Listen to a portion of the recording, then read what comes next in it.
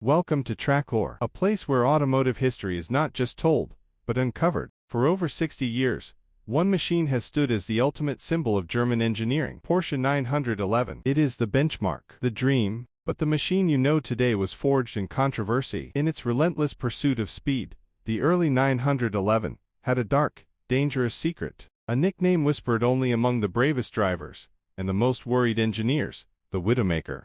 The genesis of the 911's danger lies not in malice, but in unyielding heritage. When Ferdinand Ferry Porsche oversaw the development that would succeed the 356, the blueprint was already etched in stone, the flat, air-cooled boxer engine positioned behind the rear axle. This was the fundamental design principle inherited from the original Volkswagen Beetle, a legacy choice driven by efficiency, simplicity, and the pursuit of a compact, unique sports car package. This choice, while culturally defining, set Porsche on a collision course with the immutable laws of physics. The brilliance was undeniable. This rear engine placement was the source of the 911's iconic slingshot acceleration. By placing the heaviest single component, the engine block, directly over the driving wheels, the car achieved superior, almost unmatched traction under hard acceleration, particularly in the damp road conditions of post-war Europe. It granted the car a mechanical grip that few contemporaries could rival, and it eliminated the need for heavy, complex drive shafts running through the cabin,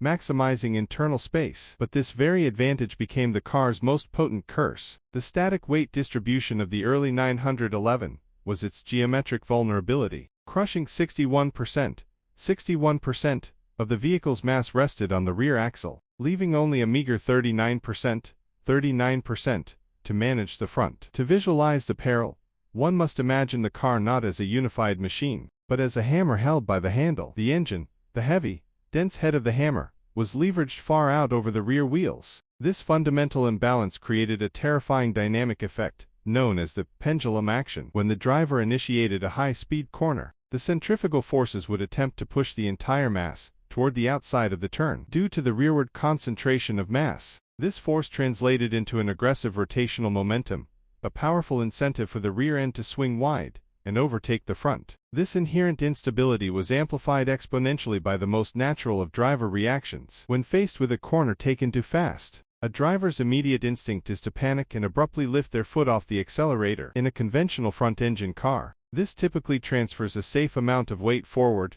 aiding in grip and stability. In the early 911, this action was an act of self-sabotage, a death sentence. Lifting the throttle caused a massive, instantaneous forward transfer of weight. Suddenly, the heavily loaded rear wheels, which depended entirely on that weight for traction, were relieved of their critical load. This sudden loss of downforce on the rear wheels, combined with the momentum of the engine mass swinging out, triggered the phenomenon known as terminal oversteer. The effect was not a smooth, gradual drift, it was an abrupt, violent snap spin. The rear of the car would break loose instantaneously, accelerating the rotation and leaving the driver with mere milliseconds to execute the precise counter-steering and throttle inputs required to save the situation. There was no room for hesitation, no margin for error. The car punished experience and rewarded only a handful of specific, learned, and counterintuitive responses. For the inexperienced, the 911 offered a lesson in physics that often ended catastrophically. The car was not just difficult to drive fast, it was, by its design, actively fighting against the driver's own survival instincts. This structural fragility was the true price of the 911's early perfection.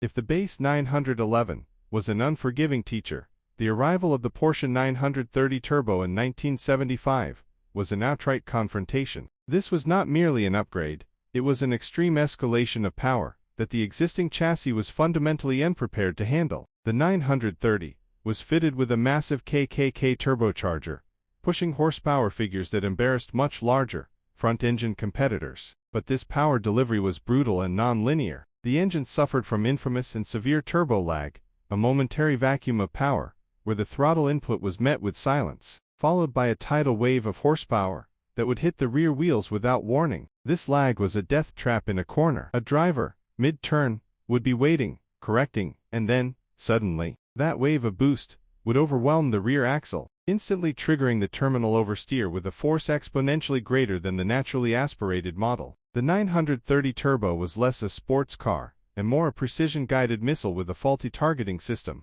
This machine simultaneously validated Porsche's engineering prowess and threatened to destroy its reputation. The public loved the brutality, but the press began to nickname it The Undertaker, a title far more damning than Widowmaker. The crisis escalated to the executive level. Inside Porsche, figures like Ernst Foreman, the CEO at the time, were trapped by the 911's runaway commercial success, but recognized the looming safety catastrophe. The pressure from insurance companies and the public forced the engineers into desperate, almost comical compromises that went against every principle of lightweight sports car design. The most notorious example was the forced installation of heavy cast iron counterweights, sometimes referred to as ballast, into the front bumper of early models. This was not a performance part, it was a crude, heavy-handed fix, a 50-kilogram admission that the car's weight balance was fundamentally flawed. This added weight was intended to marginally increase the front axle grip, delaying the pendulum effect. However, this desperate measure only highlighted the core structural weakness, exposing the brand to widespread ridicule while only slightly mitigating the danger. The visual signature of the 930 Turbo, the massive, whale-tail spoiler, was also born out of defensive engineering. Its design was not a mere styling flourish, it was an act of aerodynamic desperation. Its primary function was to fold, first, to ram vital, cool air into that thirsty, air-cooled engine bay, and second, to generate critical downforce, literally attempting to glue the heavy rear end to the road surface. Yet, this solution created a profound paradox. The aggressive rear downforce exacerbated the inherent lightness of the front end at high speeds, making the steering even more vague and disconnected, thus completing the tragic circle of the Widowmaker's design. The engineers were caught in a constant trade-off, sacrificing one critical performance metric just to manage the stability of another. The 911 didn't just ask for skill, it demanded submission. As legendary driver Mark Donohue famously said, "The 911 Turbo is the car that makes a genius look like a fool." The car separated the truly great drivers from the merely fast. The engineers at Stuttgart recognized that incremental fixes, the heavy counterweights, the longer wheelbase, could only ever treat the symptoms. The cure had to be radical. The true turning point was not mechanical, but electronic, and it came with the introduction of the re-engineered 993 and the controversial, water-cooled 996 generations. This marked the definitive moment. The 911 transitioned from an analog beast to a digital predator. The mechanical battle was finalized through meticulous refinement. Porsche widened the track considerably, introduced lighter materials, and, most importantly, developed a complex multi-link rear axle. This sophisticated system finally allowed the wheels to maintain better alignment and grip under fluctuating loads, effectively managing the transfer of mass more gracefully than the rudimentary torsion bars of the past. It was an essential step towards neutralizing the pendulum effect. But the final nail in the coffin of the Widowmaker was the digital age. The arrival of PSM, Porsche Stability Management. This was more than just a simple anti-skid system, it was the electronic conscience of the 911. This sophisticated suite of sensors constantly monitored every dynamic variable, the speed of each wheel, the angle of the steering column, and the precise yaw rate of the vehicle. If the system detected the slightest millisecond hint of the rear beginning its deadly arc, the familiar onset of terminal oversteer, the PSM would instantaneously intervene. It did this by precisely and strategically braking individual wheels, correcting the trajectory faster than any human driver could even perceive the danger. The technology neutralized the car's most dangerous flaw, allowing drivers to exploit the 911's rear-engine traction without demanding superhuman skill. The fear factor, the element that defined the driving experience for decades, was finally gone. The 911 was saved, but the purists lamented the loss.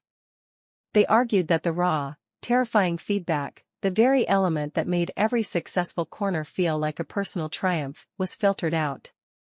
This marked a profound philosophical turning point. Was a safe 911 still a true 911? The market emphatically said yes, confirming that safety was the final, non-negotiable price of automotive immortality. The modern 911 is faster, safer, and infinitely more capable. It is a machine that demands respect, but no longer demands a sacrifice. The history of the Widowmaker is the true price of perfection.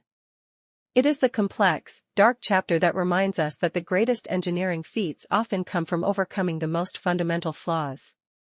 The car had to evolve to survive, and in its survival, it cemented its place as the greatest automotive legend of all time.